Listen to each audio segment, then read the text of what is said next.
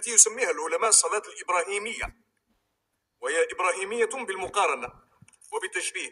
በእስላማዊ ወግ ሰላተል ኢብራሂም በመባል የሚታወቀው ስለ ነቢዩ ሰለላሁ ዐለይሂ ወሰለም የሚደረግ የሰለዋት አቀራረብ ነው። ይህ ስያሜ የተሰጠው ከነቢዩላህ ኢብራሂም ዐለይሂ ሰላም ጋር በመወዳደር በመመሳሰል ምክንያት አንዳንዶች አላሁመ ሰሊ ዐላ ሙሐመድ ወዐላ አሊ ሙሐመድ ከማ ሰለይተ ዐላ ኢብራሂም ወዐላ አሊ ኢብራሂም ብለን ስንል ጉዳዩ የንጽጽር ወይንም የመመሳሰል ጉዳይ ነው። ምንም እንኳን ምሁራን ሰለዋተል ኢብራሂምያ ብለው ቢጠሩትም በእውነታው ግን ይህ የነቢዩ መሐመድ ሰለላሁ ዐለይሂ ወሰለም ሰለዋት ነው። የነቢዩ ኢብራሂም ዐለይሂ ሰላም መጠቀስ የመጣው የነቢዩ መሐመድ ሰለላሁ ዐለይሂ ወሰለም የዘር ሐረግ መጨረሻ ወደ ነቢዩ ኢብራሂም ዐለይሂ ሰላም ስለሚመለስና በክብር ለመጥቀስ ብቻ ነው። አላሁመ ሰሊ ስንል በአንድ ወቅት እንደገለጽኩት እኔ እሰጥሃለሁ ከሚለውና አላህ እንዲሰጥህ እለምናለሁ በሚለው መካከል ትልቅ ልዩነት አለ። እኔ ስሰጥህ አቅም የተወሰነ ነው፣ ከምችለው በላይ ልሰጥህ አልችልም። ነገር ግን የአላህ ችሮታ ክፍት ነው። ሲሰጥህ እንደ ክብሩ፣ እንደ ልግስናው፣ እንደ ሰማያትና ምድር ግምጃ ቤቶች ባለቤትነቱ ልክ ነው የሚሰጥህ። ችሮታው ፍጻሜ የለውም። የነቢዩ ሰለላሁ ዐለይሂ ወሰለም ሰለዋትን በተመለከተ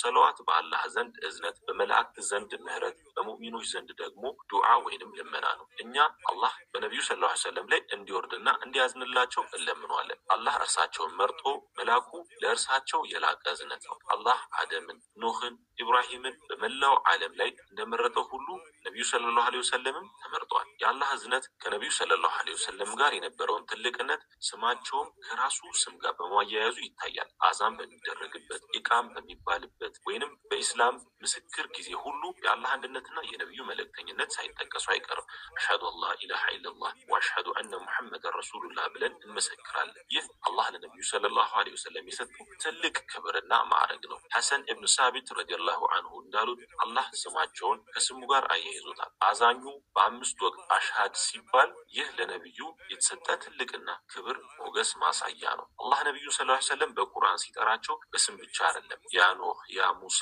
ሳይሆን ያ አዩሃ ነቢይ አንተ ነቢይ ሆይ፣ ያ አዩሃ ረሱል አንተ መልእክተኛ ሆይ ብሎ በክብር በደረጃ ነው የሚጠራቸው። ይህ ነቢዩ በአላህ ዘንድ ያላቸው ከፍተኛ ቦታ ያሳያል። ነቢዩ ሰለላሁ ዐለይሂ ወሰለም ለዓለማት እዝነት ተልከዋል። ስለዚህ እኛ አላሁመ ሰሊ ዐላ ሰይድና ሙሐመድ ስንል ጌታ ሆይ በሰጣቸው ፍጹም እዝነት እዘንላቸው እያለን ነው። በሶሒህ ዘገባዎች እንደሚታወቀው አንድ ባልደረባቸው ወደ ነቢዩ ሰለላሁ ዐለይሂ ወሰለም ሲገቡ በጣም ደስተኛ ሆኖ አገኟል።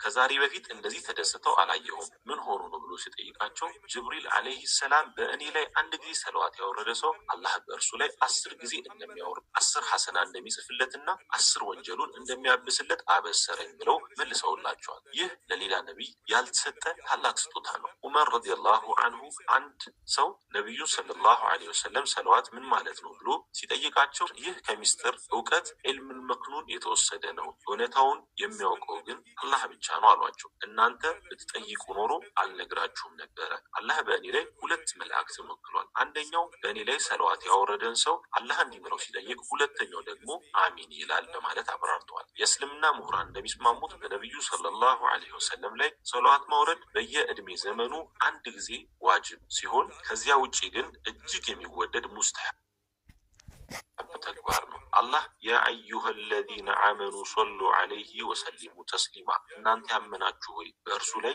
ሰለዋትን አውርዱ በማለት ይህ ትዕዛዝ እንደ ሰላትና ዘካ ሁሉ ግዴታ ነው። ሰለዋት በአላህ ዘንድ ተቀባይነት ካላቸው ተግባራት አንዱ ነው። ስለዚህ ነው ዱዓ ሲደረግ በሰለዋት እንዲጀመርና እንዲፈጸም የተመከረው። ምክንያቱም መጀመሪያውና መጨረሻው በሰለዋት የታጀበ ዱዓ አላህ ዘንድ ተቀባይነት ይኖረዋል። ነቢዩ ሰለላሁ ዐለይሂ ወሰለምን ስንጠቅስ ሰለዋት ማውረድ የሙእሚን ግዴታ ነው። ወደ አላህ የምንቃረብበት መንገድ አንዳንድ ምሁራን ነብዩ በተጠሩ ቁጥር ሰለዋት ማውረድ ግዴታ ነው ብሏል። ነብዩ ሰለላሁ ዐለይሂ ወሰለም ስሜ ተጠቅሶ በእኔ ላይ ሰለዋት ያላወረደ ሰው ንፉግ ወይንም በኺል ነው ብሏል። በመጨረሻም ሰለዋተል ኢብራሂምያ ለሰላት መጨረሻ ላይ በመቅራት በኢማም ማሊክ እና ኢማም አቡ ሐኒፋ ዘንድ የተወደደ ሙስተሐብ ሲሆን በኢማሙ ሻፊዒ ዘንድ ደግሞ ግዴታ። እነዚህ ሁሉ የነብዩ ሰለላሁ ዐለይሂ ወሰለም ክብር ደረጃና እዝነት